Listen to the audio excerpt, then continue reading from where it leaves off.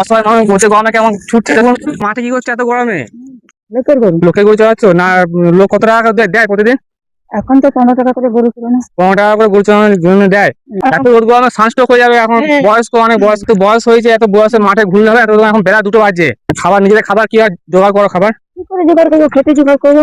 ওটা বাবা বাবু কিভাবে? মাঠে লোকের কাজ করি। মাঠে কাজ করো, হ্যাঁ। আর, বেতন দিবে তারপরে খেতে পাবে। হ্যাঁ, 15 টাকা করে এক একটা গরু পিছনে দিয়ে 15 টাকা করে পেলে সেই টাকা নিয়ে ওরা সংসার চালায়। তোমাদের ছাতা নিয়ে এসছি, এটা তুমি সবসময় রোদে বেরোলে ছাতাটা সবসময় ইউজ করো ছাতাটা, কেননা প্রচন্ড রোদ তো। ধরো ছাতাটা রোদের তাপে আমরা দাঁড়াতে পারছি না, এত রোদের তাপ।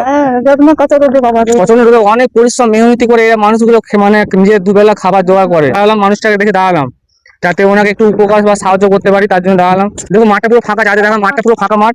যাদের এরা একা এখানে আছে, এরা স্বামী স্ত্রী দুজনে গরু ছাগল চালাচ্ছে, ওনার স্বামী ওখানে বসে আছে। বাড়িটা কোনখানটা? অনেক দূরে বাড়ি, তোমার অনেকটা দূরে হেঁটে এসছো তো? ওইখানে বাড়ি অনেক দূরে বাড়ি, প্রায় 2 কিলোমিটার 2.5 কিলোমিটার যেতে হবে। সেটা রোদ তাপ যে মানে মানুষ বেরোতে পারছে না। আমি রাস্তার পাশে সাইডে থেকে দূর থেকে লক্ষ্য করলাম যে মানুষটা বসে আছে ছাতা দিয়ে রোদে গরমে। তাই ইনাকে কিছু সাহায্য করতে পারে, তার জন্য একটু জল মুখে দিলেন। জলটা ঠান্ডা জল একটু মুখে দাও, জলটা একটু মুখে দাও, জলটা মুখে দাও, হাতে ধুও, মুখে দাও জলটা। প্রচন্ড গরম, গরমে রোদে তাপে মানে একদম ঘেমে গেছে মানুষটা। বয়স্ক মানুষ, মোটামুটি 65-70 হবে বয়স। হ্যাঁ বাবা, জলটা থেকে আমাকে উপকার করলো রোদ গরমে। হ্যাঁ, প্রচন্ড রোদে আছি বাবা। বাবা আমাকে অত রোদ গরমে ছাতাটা দিয়ে আমাকে উপকার করলে।